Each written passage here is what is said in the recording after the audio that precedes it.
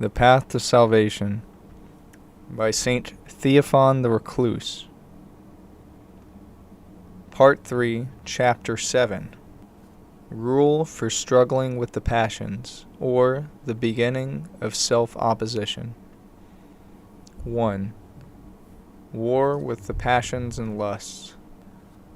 Following the order we have shown is a powerful means of destroying passionateness, purifying and correcting ourselves. Observing it consciously and freely, a person destroys passionateness by the very act of alienating it, of not giving it any food, or by placing a yoke upon it, of the prescribed rules for the entire breadth of his powers and activities. The stifled passions then quiet down, like a candle under a glass. Just the same, we must not limit ourselves to this activity alone. Rules are given in order to heal our corrupted powers, which are permeated with passionateness. The same power that lies in evil must now work for good. Therefore, it is impossible not to meet with evil at the beginning of good works, during the first movement of our powers. If it is impossible to be both good and evil, if we are expected to be only good without any evil taint, then we must cast out evil from every work, so that we can begin to do only good. So in uninterrupted connection with the direct and appropriate occupation of the powers, there must always be an indirect activity aimed at casting out evil and passionateness that rise up, otherwise known as war with the passions and lusts. Establishing ourselves in and growing accustomed to the prescribed ascetic labors is achieved only through struggle and warfare, by victory over temptations.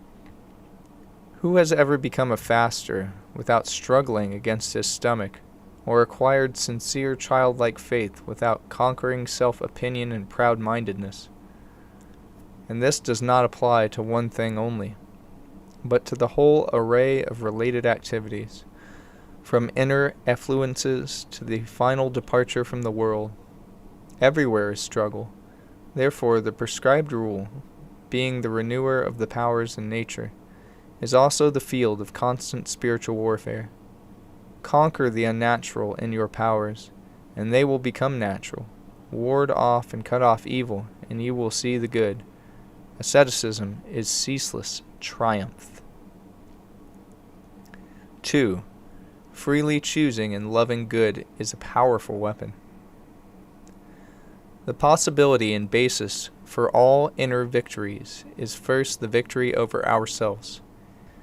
In the breaking of our will and dedicating ourselves to God with inimical denial of everything sinful.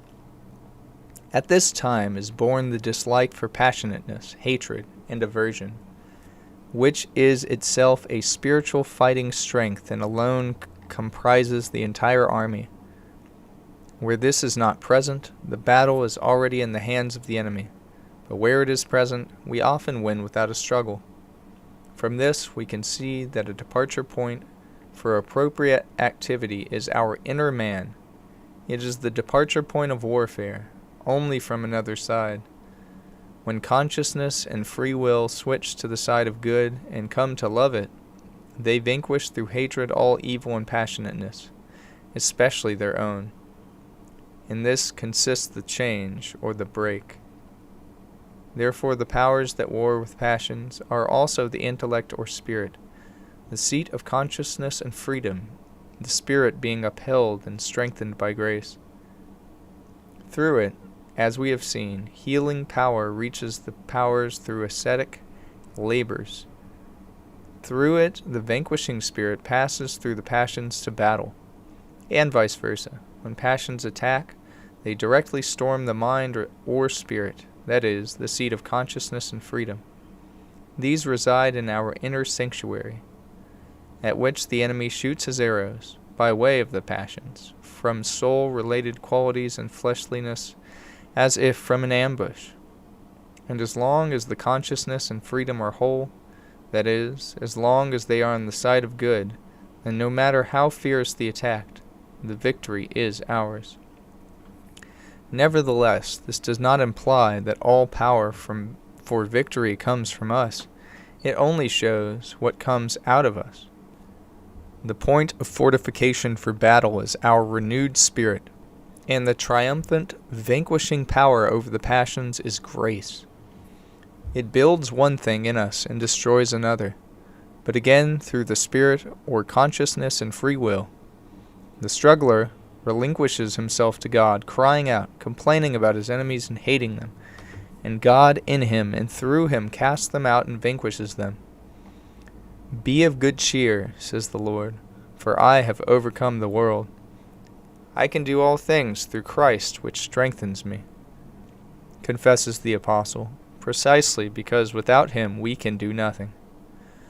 Whoever wants to triumph by himself will undoubtedly fall into the same passion that he fights, or at least into some secondary passion. Having given himself to God, he literally goes from nothing to victory. Again, this does not negate our own opposition, but only shows that even with all our opposition, success or victory can never be our own, and if it comes, it is always from God. Therefore, oppose and struggle against the passions as much as you can, but do not fail to lay all your sorrows on the living God, who says, I am with you in an evil day. Do not be afraid. 3. Reviewing our enemies to know the suitable methods of uprooting passions. How should a man now act, or in general, what methods are suitable for uprooting passions? In order to determine this, we must review all of our enemies, as well as what forms they take and how they act. This itself will determine the nature of our struggle with them. Success in battle depends greatly on our vision of its formation. There is no such thing as peaceful progress in goodness, because our passions are still alive and they are greatly fortified by this present vain, visible world and by the dark forces that rule it. These are the sources of the movements that war against goodness in us. Man is totally passionate until he converts. At conversion, the spirit, being filled with zeal, is pure, but the soul and the body remain passionate. When the cleansing and healing has begun, the soul and body resist and fight for their lives against the spirit that persecutes them. These attacks usually come through soul-related and bodily powers. They strike at the spirit, for through it are these powers estranged. But sometimes there are movements aimed directly at the spirit. These are the fiery arrows that the enemy shoots from his physical, emotional, and psychological ambush at the prisoner escaping from his tyranny. Regardless of the fact that there is a part of us which is healed and whole, the attacks of sin and passions are obvious and felt throughout our existence. 1. In the body. The source of passions is pleasing of the flesh, or comforting the flesh, with which the whirlwind of our bodily life and sensual delight are directly linked. Wherever they are present, there is sexual lust, gluttony, love of pleasure, sloth, comfort, adulterous feelings, loquacity, absent-mindedness, restlessness, willfulness in everything, unseemly laughter, idle talk, sleepiness, daydreaming, craving the pleasant in all manner of pleasing the flesh in lust. 2. In the soul. A. In the mental part. Opinion, exclusive belief in one's own intellect, criticism, attacking the mind of God, doubts, puffing up and arrogance, curiosity, mental plundering, straying thoughts. B. In the desirous part. Self-will, unsubmissiveness, love of authority, cruelty, opportunism, self-reliance, covetousness, ungratefulness, possessiveness, extortion. C. In the sensual part.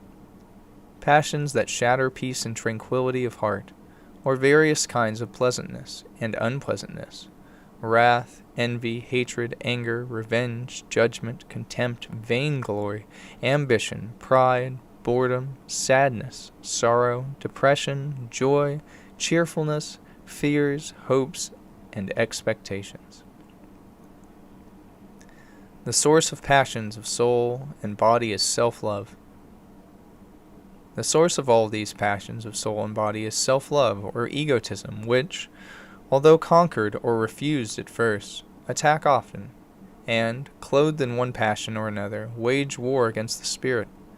This residual egotism, together with the whole army of passions, comprises the now decaying fleshly man, and is that very other law in my members, of which the Apostle speaks, and from which something always attacks that is contrary to the Spirit's desires. The Holy Fathers, in order not to distract the attention of the spiritual warrior Christian, strove to trace all the passions to their beginnings, in order to discern what the warrior should attack. With this goal, they placed three things close to the effluence of egotism: pleasure, covetousness, and pride. After these are five more passions issuing from them. Limiting it to this, the Holy Fathers describe the attacks of these passions and show how to war with them. Whoever has cut off pleasure and self-directed wrath, covetousness with unacquisitiveness, and pride with humility, has conquered egotism, for it is easier to vanquish it by destroying its children than by attacking it itself. Forgetfulness of God leads to other sins. All of this is in the soul and body, but the spirit, revived, or rather reviving, is not free from enemy strikes, which are all the more dangerous because they touch the outgrowths of life and often go unnoticed due to their subtlety and depth. And it is the same in the soul and body. Working against the entire structure of inner spiritual life is an opposing array of movements and states that root and overshadow it. Thus it often happens that instead of being within and concentrated, there is an eruption, an expulsion from within to these senses. Instead of the three acts of being within, attention, vigilance, and soberness, there is a plundering of the mind, an inner storm, vain fussing, weakening, ease, letting oneself go, willfulness, audacity, captivity, passionate attachment, a wounded heart. Instead of awareness of the spiritual world, there is forgetfulness of God, of death, judgment, and everything spiritual. Because awareness is the main thing in the spirit that engenders being within, when it falls, all life activity falls. From this, instead of fear of God and a feeling of dependence upon Him, there is lack of fear. Instead of choosing and treasuring the spiritual, there is indifference to it. Instead of renunciation of everything, there is self-pampering. Why torment yourself? Instead of feelings of repentance, there is insensitivity and stoniness of heart. Instead of faith in the Lord, there is self-justification. Instead of zeal, there is coldness, fatigue, and a lack of inspiration. Finally, instead of dedication to God, there is action according to self-will. Subtle, tempting movements aided by the world and the demons. Attacking the consciousness or free will, one or another such feeling either completely cuts off or cuts short the flow of our spiritual life and places us in extreme danger. This is when outside help is extremely necessary. Sometimes the person himself is not aware of these tempting movements, for they belong to the ranks of subtle thought processes. Passions of the soul and body are more obvious and crude, although there are also subtle ones amongst them, such as comfort of the body, or opinion and criticism. In word they are understood, but in deed they are often hidden. This is the horde that is ready every minute to extinguish our new life opposed to sin. Man walks the earth of his existence as along a quagmire, ready to fall in at any moment. When you walk, walk carefully, lest you dash your foot against a stone.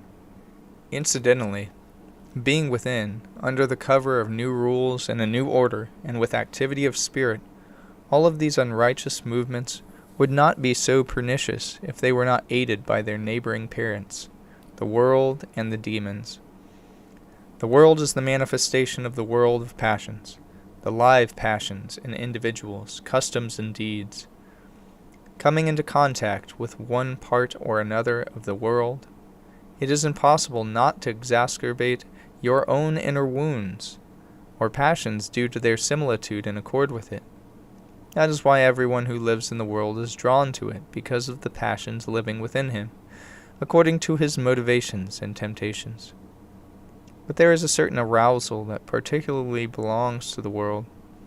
It consists in its charming appearance and progress, its power to awe, the feeling of abandonment and desertedness in the midst of a crowd, in everything, obstacles, caustic remarks, ridicule, contempt, inattentiveness, the torment of iniquitous deeds. This is followed by oppression, persecution, wrath, deprivation, and all manner of sorrows. The demons, as the source of all evil, surround people with their horde and teach them every sin, working through the flesh, especially the senses and the element, where the soul and the demons themselves live. That is why they can be considered the cause of every passion and sinful attack. But there is something in this cycle of sins that only the demons could whip up, something of which nature is incapable despite all its corruption. That is blasphemous thoughts, doubts, lack of faith, unusual revulsion, darkening of the mind, various forms of prelest, and, in general, passionate temptations that take over. For example, uncontrollable sexual passions, stubborn hatred to the death, and so on. Besides these invisible struggles from demons, there is also a visible attack from them that is sensed through the body. These are various kinds of specters, that even go to the extent of taking authority over the body. To learn more about the deceit of the demons, it is useful to read the lives of Saints Theophan, Spiridon, and others. This is everything that attacks the new man from within and from without. Those who are attentive say a minute does not pass without one of these movements striking. This is inevitable, for we see how the inward-looking individual who is zealous for good is surrounded on all sides by enemy forces. He is sunk in them as in a sea. Incidentally, in order to succeed in battle, one needs not only to see this host of enemies, but also to know what form these attacks take. Let us imagine where the face of a man is at conversion. It is inside, in another world. It exists and acts in another way. He has spiritual subjects on his mind and spiritual deeds in his intentions. It means that he has left the passionate and sinful. When later beneficial order and rules are developed, it can be seen that he stands entirely in the realm of spiritual light. He is holy. The sinful and passionate are estranged from his attention and are covered by rules. They speak out on rare occasions, then again run away, occupying or not occupying the attention. They only show themselves to the inner eye, remind us of themselves, wanting only that we occupy ourselves with them, think about them, contemplate them. Therefore, the chief form in which the enemy appears to us is thought. When the enemy succeeds in occupying our mind with blasphemous thoughts, he is already not without profit. He can often even celebrate a victory, because desire can soon lead toward the thought. And after desire comes resolve to do the thing, and this is already sin and a fall. On this basis, the Holy Fathers, attentive to themselves, to the forms and degrees of passionate attacks and attraction to them, notice the following: the onrush of thoughts, contemplation, delight in it, desire, passion, attraction, resolve, and then the deed.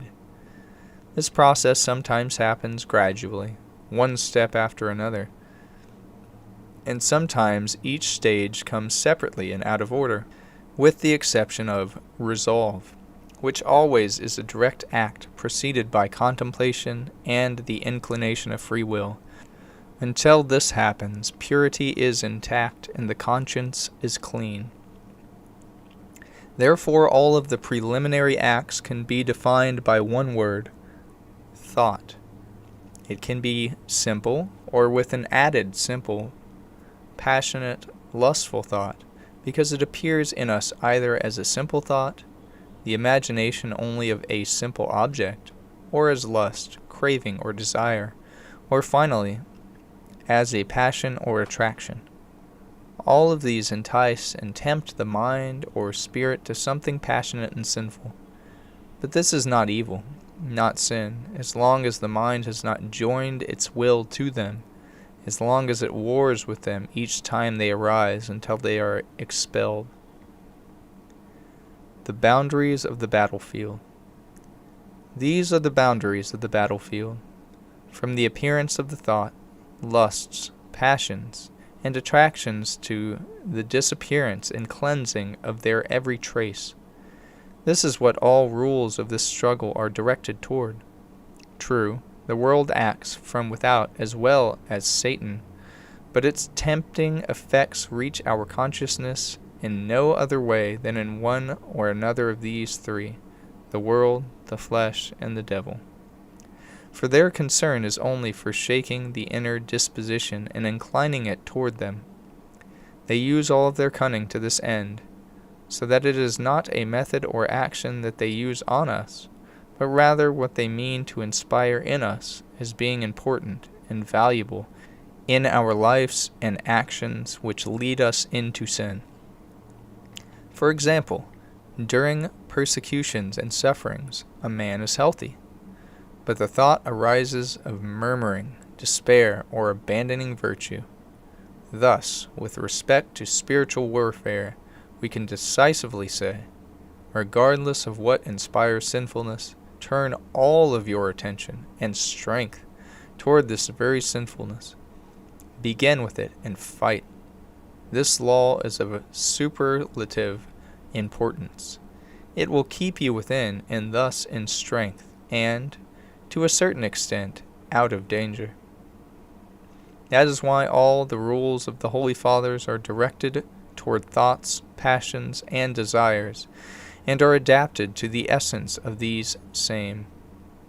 The causes are not even mentioned, or if they are mentioned, it is without giving them any particular meaning in this regard, and often without any differentiation between them. For the world, the demons, and lust can and do arouse one and the same passion, but the passion does not receive from this any particular character. Thus, this is where all the ascetic's attention should be directed inside himself, at thoughts, desires, passions, and attractions. It should be, most of all, incidentally, be directed at the thoughts. For the heart and the will are not so mercurial as the thoughts, and passions and desires rarely attack by themselves. They are most often born of thoughts. From this we can make a rule: cut off thoughts, and you will cut off everything.